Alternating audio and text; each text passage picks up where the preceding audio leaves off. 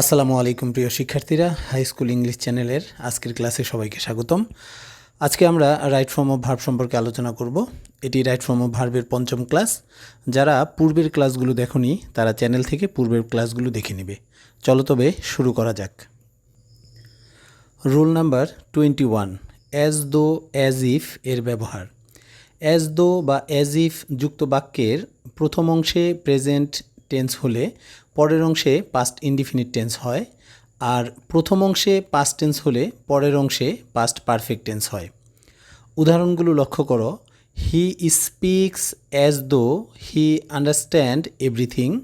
এখানে প্রশ্ন হলো আন্ডারস্ট্যান্ড ভার্বটির কোন রূপ বসবে। তোমরা লক্ষ্য করো বাক্যের মাঝখানে অ্যাজ দো রয়েছে এবং অ্যাজ দো যুক্ত বাক্যটির প্রথম অংশে রয়েছে হি স্পিক্স, অর্থাৎ এই অংশটুকু প্রেজেন্ট ইনডিফিনিট টেন্সে রয়েছে, তাই পরের অংশটুকু পাস্ট ইনডিফিনিট টেন্স হবে। সুতরাং হি এর পরে আন্ডারস্ট্যান্ড শব্দটির পাস্ট ফর্ম আন্ডারস্টুড বসবে।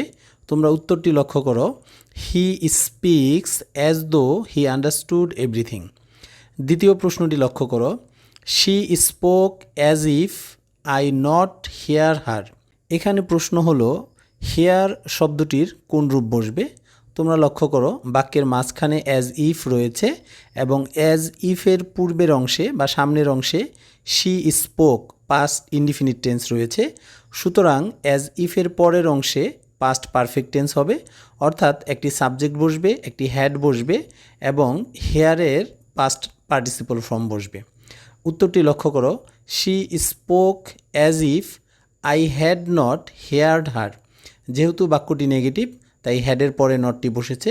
সুতরাং তোমরা দেখতে পাচ্ছ অ্যাজ ইফ যুক্ত বাক্যের প্রথম অংশে প্রেজেন্ট ইনডিফিনিট টেন্স থাকলে পরের অংশে পাস্ট ইনডিফিনিট হয় এবং প্রথম অংশে পাস্ট ইনডিফিনিট টেন্স থাকলে পরের অংশে পাস্ট পারফেক্ট টেন্স হয়।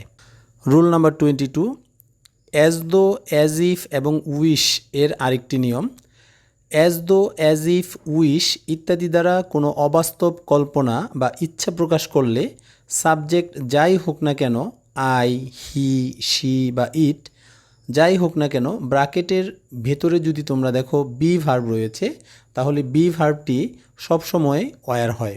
তোমরা প্রশ্নগুলো লক্ষ্য করো, I wish I be a king. এখানে প্রশ্ন হলো বি ভার্বটির কোন রূপ বসবে। তোমরা লক্ষ্য করো বাক্যটিতে একটি উইশ রয়েছে এবং এখানে বি ভার্বের পাস্ট ফর্ম ওয়ার ব্যবহার হবে। I wish I were a king, যেহেতু এখানে একটি অবাস্তব কল্পনা বা ইচ্ছা প্রকাশ করছে তাই বি ভার্বের পাস্ট ফর্ম ওয়ার বসেছে। দ্বিতীয় প্রশ্নটি লক্ষ্য করো, he talks as if he be the manager. এখানে বাক্যের মাঝখানে অ্যাজ ইফ রয়েছে এবং অ্যাজ ইফ যুক্ত বাক্যের প্রথম অংশ প্রেজেন্ট ইনডিফিনিট টেন্স রয়েছে, তাই পরের অংশে পাস্ট ইনডিফিনিট টেন্স হবে। পাস্ট ইনডিফিনিট টেন্সের ক্ষেত্রে বি ভার্বের পাস্ট ফর্ম ওয়াজ এবং ওয়ার বসার কথা, কিন্তু আমরা শিখলাম অ্যাজ দো অ্যাজ ইফ বা উইশ যুক্ত বাক্যে প্রথম অংশে প্রেজেন্ট টেন্স থাকলে পরের অংশে যদি বি ভার্ব থাকে তাহলে বি ভার্বের শুধুমাত্র ওয়ার বসবে, সাবজেক্ট যেই হোক না কেন। তোমরা উত্তরটি লক্ষ্য করো, he talks as if he were the manager. Rule number 23, every, each, one of এর ব্যবহার। এভরি, ইচ, ওয়ান অফ ইত্যাদি বাক্যের সাবজেক্ট হিসেবে ব্যবহৃত হলে এদের পরবর্তী ভার্বটি সিঙ্গুলার হয়। অর্থাৎ কোনো সেন্টেন্সের শুরুতে যদি এভরি, ইচ অথবা ওয়ান অফ তোমরা দেখতে পাও তাহলে তোমরা ধরে নিবে সেই বাক্যের সাবজেক্টটি থার্ড পারসন সিঙ্গুলার নাম্বার রয়েছে এবং সে হিসাবেই তোমরা ভার্ব ব্যবহার করবে। ওয়ান অফের পর নাউনটি প্লুরাল হয় কিন্তু ভার্বগুলো সিঙ্গুলার থাকে, কারণ মূল সাবজেক্ট হলো ওয়ান। তোমরা উদাহরণগুলো লক্ষ্য করো, এভরি মাদার লাভ হার চাইল্ড। এখানে প্রশ্ন হলো লাভ ভার্বের কোন রূপ বসবে।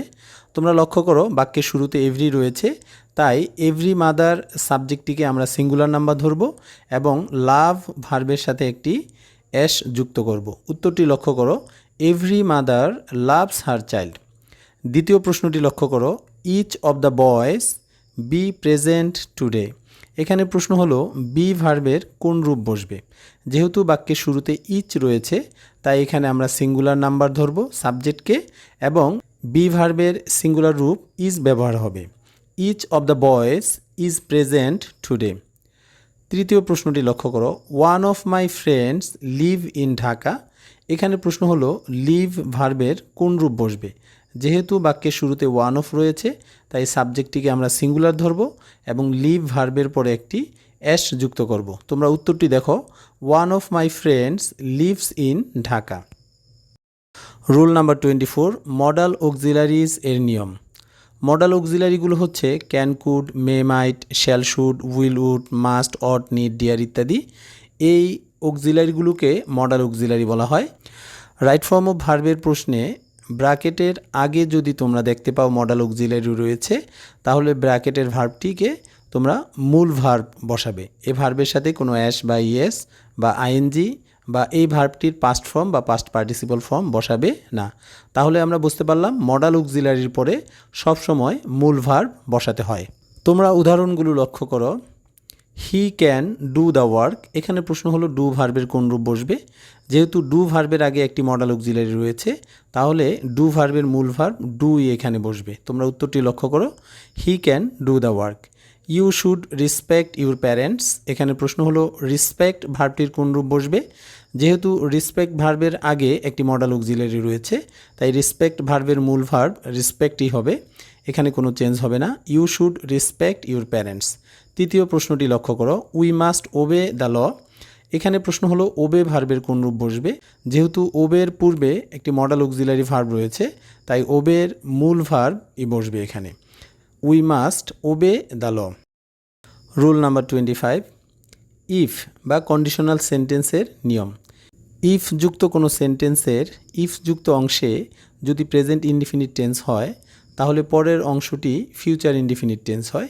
সেখানে সাবজেক্টের পরে একটি উইল, ক্যান অথবা বে বসে এবং এরপরে মূল ভার্ব বসাতে হয়। তোমরা উদাহরণগুলো লক্ষ্য করো। If you come I go. এখানে প্রশ্ন হলো গো ভার্বের কোন রূপ বসবে।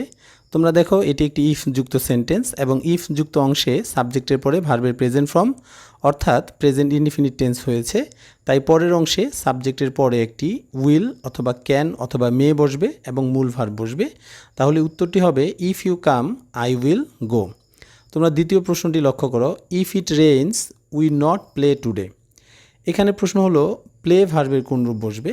যেহেতু এটি একটি ইফ যুক্ত বাক্য এবং ইফ যুক্ত অংশে প্রেজেন্ট ইনডিফিনিট টেন্স রয়েছে, তাই পরের অংশে সাবজেক্টের পরে একটি উইল বসবে এবং মূল ভার্ব বসবে। উত্তরটি লক্ষ্য করো, if it rains we will not play today. কিন্তু ইফ যুক্ত বাক্যটির প্রথম অংশে যদি পাস্ট ইনডিফিনিট টেন্স হয়, তাহলে পরের অংশে সাবজেক্টের পরে একটি উড, কুড, মাইট, ভি1 বসে। তোমরা প্রশ্নগুলো লক্ষ্য করো। If I were a king I help the পুর। এখানে প্রশ্ন হলো হেল্প ভার্বের কোন রূপ বসবে।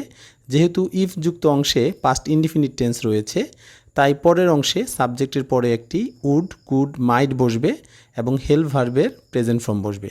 উত্তরটি দেখো, if I were a king I would help the poor. দ্বিতীয় প্রশ্নটি লক্ষ্য করো। If he had a lot of money he travel the world. এখানে প্রশ্ন হলো ট্রাভেল ভার্বের কোন রূপ বসবে। যেহেতু এটি একটি ইফ যুক্ত বাক্য এবং ইফ যুক্ত অংশে পাস্ট ইনডিফিনিট টেন্স রয়েছে, তাই পরের অংশে সাবজেক্টের পরে একটি উড, কুড, মাইট বসবে এবং ভার্বের প্রেজেন্ট ফর্ম বসবে। তোমরা উত্তরটি লক্ষ্য করো। If he had a lot of money he would travel the world. কিন্তু ইফ যুক্ত বাক্যের প্রথম অংশে যদি পাস্ট পারফেক্ট টেন্স থাকে, অর্থাৎ সাবজেক্ট প্লাস হ্যাড প্লাস ভি3 থাকে, তাহলে পরের অংশে সাবজেক্টের পরে একটি would have, could have, might have এবং এরপরে ভার্বের পাস্ট পার্টিসিপল ফর্ম বসবে। তোমরা প্রশ্নটি লক্ষ্য করো। If you had studied hard you pass the exam. এখানে প্রশ্ন হলো পাস ভার্বের কোন রূপ বসবে।